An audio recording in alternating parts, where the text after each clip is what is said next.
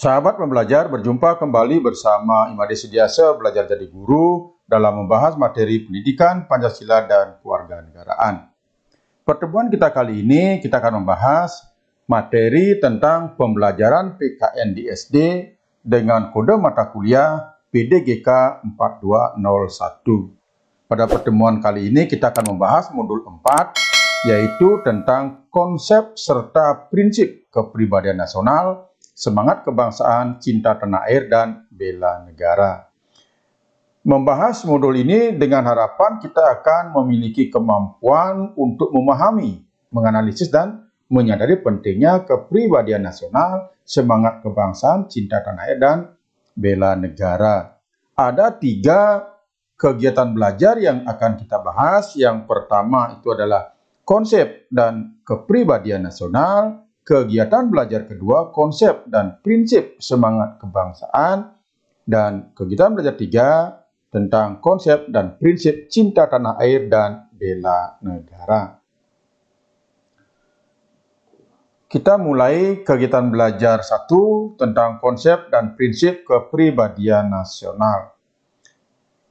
Keanekaragaman bangsa Indonesia sebagai kepribadian nasional. Indonesia itu merupakan bangsa yang majemuk. Hal ini dapat kita lihat dari 2 sudut pandang, yaitu secara horizontal maupun secara vertikal.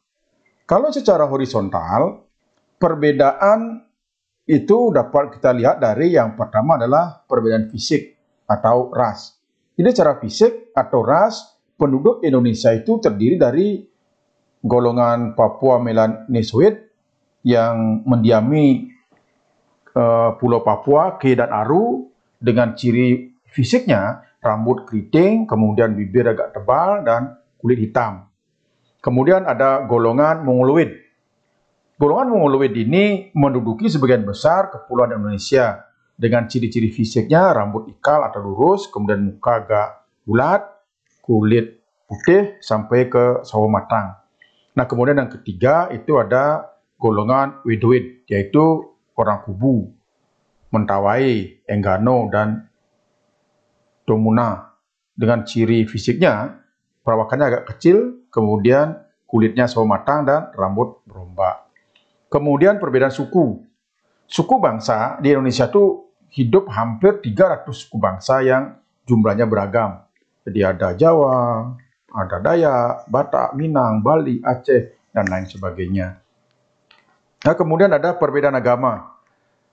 Kepercayaan animisme dan dinamisme merupakan kepercayaan yang tertua di Indonesia. Nah, kemudian masuk agama Hindu dan Buddha yang berasal dari India. Ini diperkirakan sekitar abad ke-5 sebelum Masehi. Hal ini dibuktikan dengan adanya kerajaan Kutai. Itu buktinya. Kemudian disusul oleh Islam yang datang dari Arab Saudi sekitar abad ke-7. Dan saat ini menjadi agama terbesar di Indonesia. Dan yang terakhir adalah agama Nasrani yang dibawa oleh bangsa Eropa sekitar abad ke-20. Kemudian jenis kelamin. Jenis kelamin atau perbedaan gender ini mungkin bukan merupakan suatu permasalahan yang besar bagi Indonesia karena sesuai dengan sistem nilai yang dianut oleh setiap suku bangsa di Indonesia itu tidak mempermasalahkan masalah jenis kelamin. Dan secara vertikal, perbedaan ditunjukkan dengan adanya tingkat kualitas yang berbeda dari individu, seperti tingkat pendidikan, gelar, kemudian pendapatan, kemampuan ekonomi, jabatan, pangkat, dan berdasarkan keturunan atau darah. Ini merupakan perbedaan secara vertikal. Nah, kemudian latar belakang kemajemukan bangsa Indonesia secara historis, nenek moyang bangsa Indonesia itu katanya berasal dari Yunan atau Cina Selatan. Jadi perpindahan dari zaman es. Karena pada saat itu daratan Kalimantan, Jawa, dan Sumatera masih bersatu dengan benua Asia, sedangkan Papua bersatu dengan Australia. Nah, mereka datang ke kepulauan di Indonesia dalam waktu yang cukup lama dan berbeda-beda pada masa mereka mempersiapkan perjalanan. Berikutnya mereka berupaya untuk mempertahankan diri dan menyesuaikan diri dengan kondisi alam di sekitarnya sehingga berkembang biak sejalan dengan tingkat pengetahuan dan pengalaman yang mereka dapatkan dari hari ke hari. Nah, secara geografis, kondisi kepulauan Indonesia itu berbeda-beda baik dari segi iklim, curah hujan, suhu, jenis tanah, kelembaban udara, dan sebagainya. Jadi secara perbedaan sosiologis kultural, nampak teknologi manusia yang berkembang selama berabad-abad menghasilkan peradaban yang berbeda. Jadi perbedaan itu tampak dari yang pertama adalah sebagian besar mendiami Pulau Jawa dan Bali selama berabad-abad telah ditanami secara intensif. Sehingga sistem pertanian umumnya untuk memenuhi kebutuhan sendiri, luas lahannya masih relatif sangat sempit, dan umumnya mengolahnya itu menggunakan tenaga hewan. Kemudian di sepanjang pantai Pulau Jawa dan Sumatera, Kalimantan, Sulawesi ini berkembang kota-kota pantai sebagai pusat pertemuan antar bangsa. Jadi perdagangan sutra, keramik, emas, dan lain sebagainya. Kemudian di wilayah pedalaman Kalimantan, Sumatera, dan Papua, dan pulau lainnya, lahannya masih belum diolah atau digarap yang demikian banyak penduduknya karena masih jarang penduduk, sehingga pertanian tidak begitu berkembang. Setelah hidupnya sering nomaden atau berpindah-pindah. Setelah itu faktor pendorong disintegrasi antar suku. Jadi hidrogenitas suku di Indonesia selain merupakan potensi kekayaan bangsa, sekaligus juga merupakan sangat rentan akan bahaya konflik apabila dilihat dari dimensi pemerintahan. Faktor pendorong disintegrasi antar suku ini dapat kita lihat dari yang pertama adalah dalam pembangunan sikap yang tidak adil, yang hanya mementingkan sekelompok kecil dari masyarakat. Kemudian yang kedua, pembangunan hanya terkonsentrasi di beberapa daerah saja, sehingga timbul kecemburuan, timbul kesenjangan antara pusat dan daerah, antar golongan. Kemudian sistem kekuasaan yang terpusat dengan campur tangan pemerintah yang terlampau besar terhadap daerah. Kemudian sistem demokrasi yang semu, yang tercermin dari adanya sistem monopoli. Jadi pemusatan kekuasaan ekonomi di tangan sekelompok kecil orang. Kemudian sistem kekuasaan yang bersifat absolut, wewenang dan kekuasaan penguasa terlalu berlebihan, sehingga lahirlah korupsi, kolusi, dan nepotisme. Nah, keanekaragaman kebudayaan merupakan unsur kebangsaan dan kepribadian nasional. Yang pertama adalah daerah sebagai unsur kebudayaan nasional. Dalam pasal 32 Undang-Undang Dasar 1945 mengatakan bahwa pemerintah memajukan kebudayaan nasional. Artinya bahwa kebudayaan nasional itu tumbuh dari kebudayaan daerah dan unsur-unsur kebudayaan asing yang dapat mengembangkan dan memperkaya kebudayaan nasional. Kemudian, kebudayaan nasional harus merupakan cerminan kebudayaan daerah agar kebudayaan tersebut tetap dekat dengan masyarakat pecinta dan pemakainya, agar kebudayaan nasional tetap dinamis dan dapat menyesuaikan diri dengan perkembangan zaman.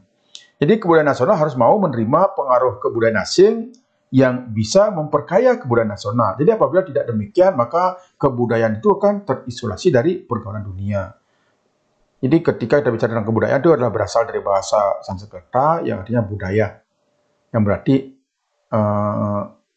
semua hasil karya manusia yang berdasarkan cipta, rasa, karsa, dan karya.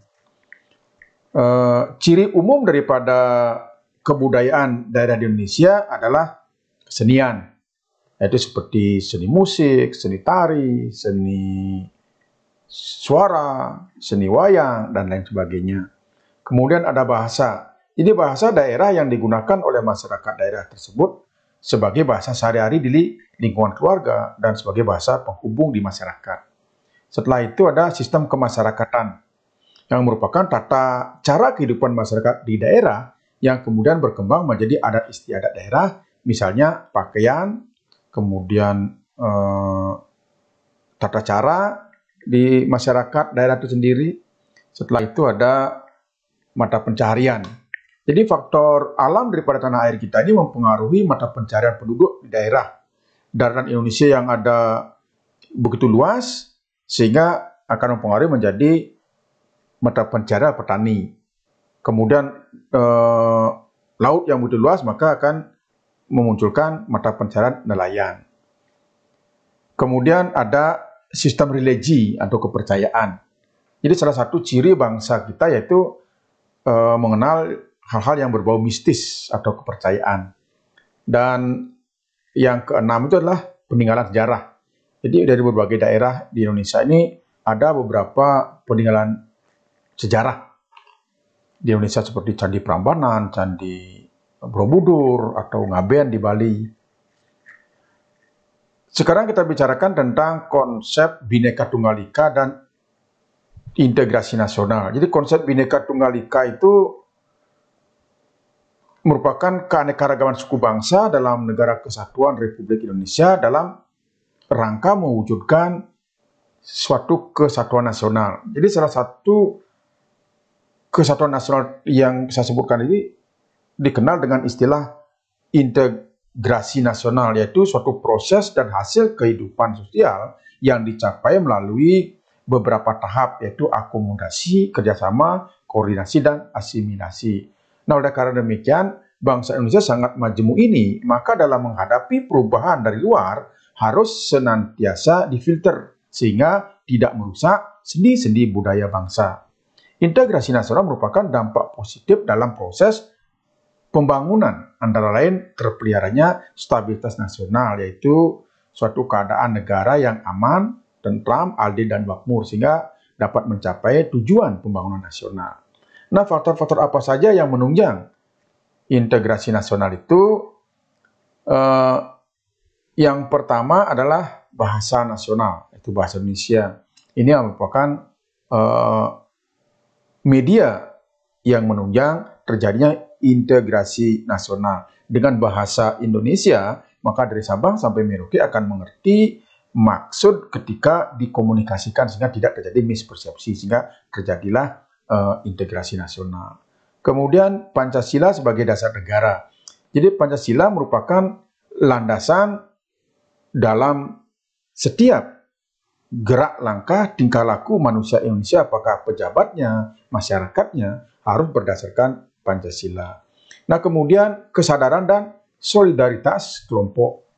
Jadi kita mempunyai sesuatu yang sangat adiluhung, yaitu kita mempunyai rasa simpati dan empati, sehingga muncul kesadaran dan solidaritas kelompok.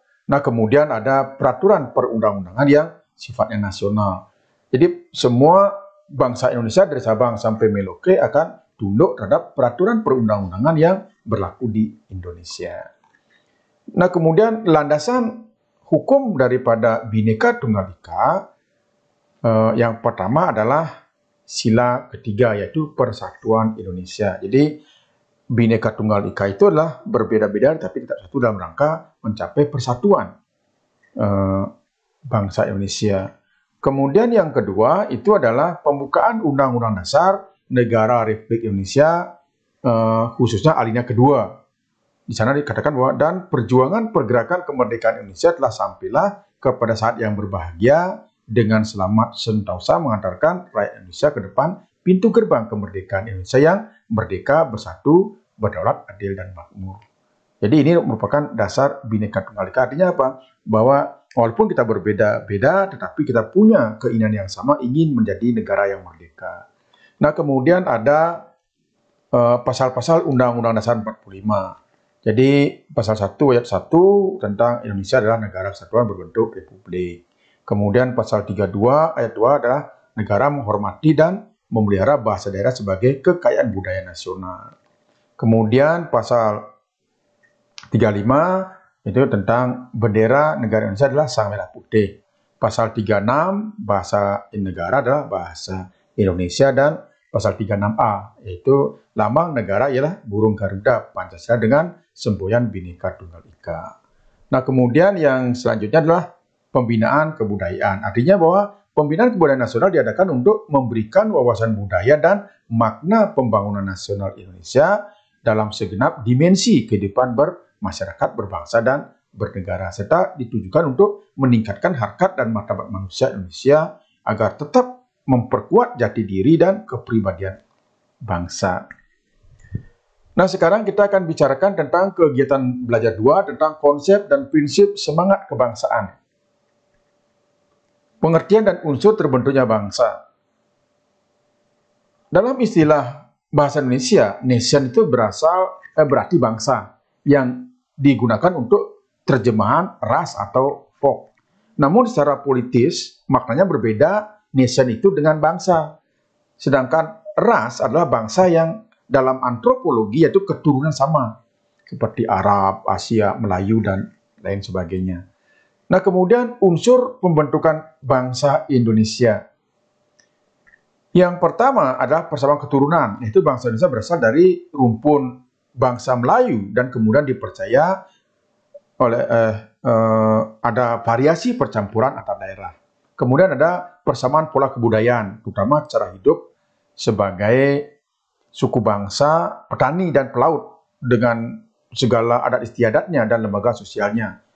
Manifestasi atau perwujudan pertama itu jelas sekarang dalam persamaan bahasa nasional kita, yaitu bahasa Indonesia. Kemudian persamaan tempat tinggal atau yang disebut dengan tumpah darah atau tanah air. Jadi seluruh bangsa yang mendiami wilayah dari Sabang sampai dengan Merauke. Kemudian ada persamaan nasib kesejarahan.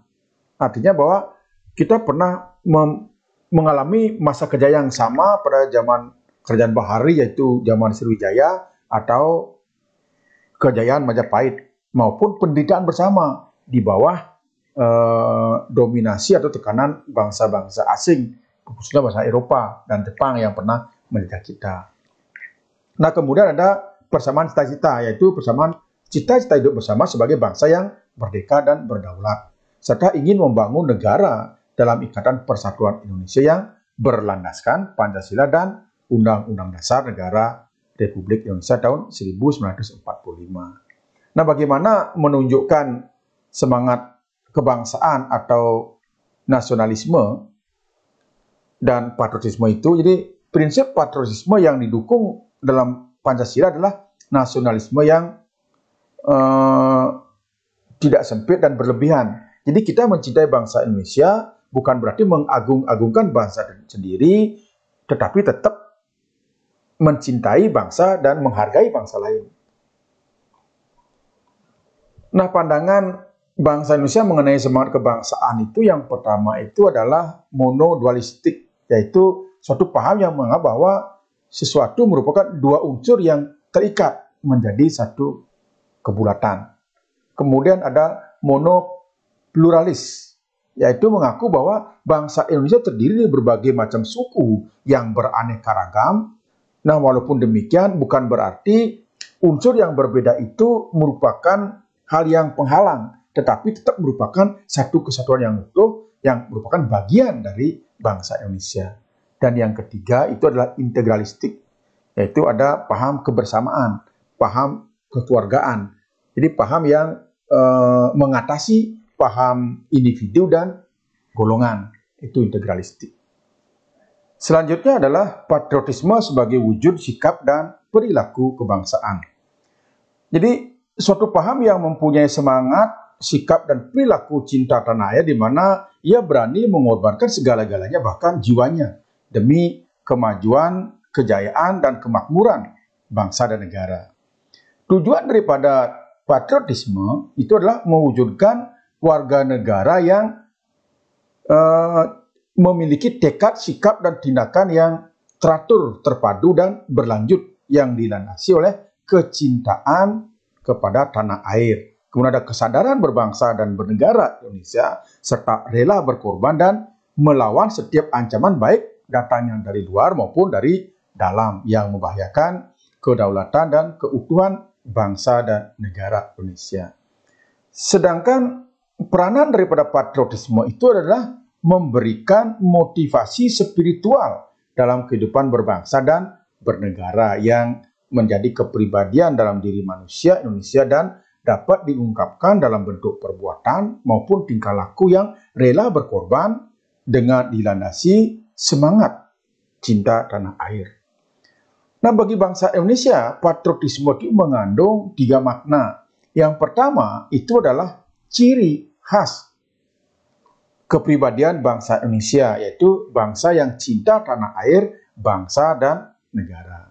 Kemudian yang kedua, merupakan falsafah hidup bangsa Indonesia. Jadi sebagaimana tercantum dalam nilai moral yang terdapat di dalam sila ketiga Pancasila, yaitu Persatuan Indonesia. Dan yang ketiga itu adalah merupakan alat pemersatu rakyat Indonesia dalam mewujudkan cita-cita bangsa yang merdeka, bersatu, berdaulat, adil, dan makmur yang berdasarkan Pancasila. Nah, sekarang kita bicarakan tentang apa hubungannya patriotisme dengan cinta tanah air. Yang pertama, merupakan cerminan dari rasa cinta tanah air, bangsa, dan negara. Yang kedua, merupakan melandasi semangat persatuan dan kesatuan bangsa. Yang ketiga, itu adalah mendorong tumbuhnya semangat yang mengutamakan kepentingan bangsa dan negara di atas kepentingan pribadi dan golongan. Yang keempat, munculnya motivasi semangat rela berkorban untuk kepentingan bangsa dan negara. Yang kelima, merupakan alat untuk mewujudkan rasa cinta tanah air, bangsa dan negara. Yang keenam, mendorong tumbuhnya semangat pergaulan demi persatuan dan kesatuan bangsa atau yang berbineka ini. Setelah itu, yang ketujuh, patriotisme ini merupakan bukti rasa bangga sebagai bangsa Indonesia dan bertanah air Indonesia. Dan yang terakhir adalah mendorong tumbuhnya kesetia kawanan sosial. Nah, sekarang kita akan membicarakan tentang kegiatan belajar 3, yaitu konsep prinsip cinta tanah air. Konsep dan prinsip cinta tanah air ini merupakan hal yang wajib dimiliki oleh setiap bangsa Indonesia. Kenapa? Karena Sumpah Pemuda yang dinyatakan mengandung makna psikologis, karena para pemuda sangat menyadari tentang arti pentingnya rasa persatuan sebagai bangsa yang majemuk dan sangat memerlukan adanya rasa persatuan itu. Oleh karenanya maka para pemuda menghendaki agar rasa persatuan sebagai bangsa bukan sebagai syarat yang abal-abal, tetapi merupakan syarat mutlak untuk mencapai kemerdekaan bangsa dan negara. Nah, sebagai generasi penerus, semestinya punya kewajiban dan harus berkewajiban untuk mau mewujudkan semangat Sumpah Pemuda dalam kehidupan berbangsa, bermasyarakat, bernegara. Nah, mengamalkan nilai-nilai yang berkaitan dengan cinta tanah air dalam hubungannya dengan sila-sila Pancasila, ini merupakan sikap yang dilandasi oleh ketulusan dan keikhlasan yang diwujudkan dalam perbuatan demi kejayaan bangsa dan tanah air. Ya, yang pertama, itu adalah nilai ketuhanan yang Maha Esa. Ini dapat kita lihat dari pernyataan bahwa cinta tanah air sebagian dari iman. Pengamalan yang kedua, nilai kemanusiaan. Nilai kemanusiaan yang adil dan beradab. Ini berarti menjunjung tinggi nilai-nilai kemanusiaan, memperlakukan manusia sesuai dengan harkat dan martabatnya. Nah, kemudian mengamalkan nilai yang berkaitan cinta tanah air, sila yang ketiga, yaitu nilai-nilai persatuan. Ini akan mendorong munculnya semangat persatuan dan kesatuan bangsa. Nah, kemudian mengamalkan nilai yang berkaitan dengan cinta tanah air sesuai dengan sila keempat, nilai kerakyatan yang dilandasi musyawarah untuk mufakat. Artinya bahwa setiap apapun yang kita hadapi harus selalu melakukan musyawarah, karena ini adalah merupakan ciri khas bangsa kita, budaya kita, tata cara dan kepribadian serta adat istiadat dari bangsa kita. Setiap punya permasalahan harus dimusyawarahkan. Nah, kemudian yang terakhir, nilai sila kelima, yaitu keadaan sosial bagi seluruh rakyat Indonesia, ini merupakan menunjukkan rasa cinta tanah air melalui perbuatan yang tercermin dalam sikap dan suasana kekeluargaan, suasana atau sikap gotong royong. Nah, inilah 5 nilai Pancasila yang berkaitan dengan pengamalan sila-sila Pancasila ini dengan cinta tanah air. Baik, demikian sahabat pembelajar semua yang bisa saya sampaikan. Semoga apa yang saya sampaikan ada manfaatnya. Terima kasih.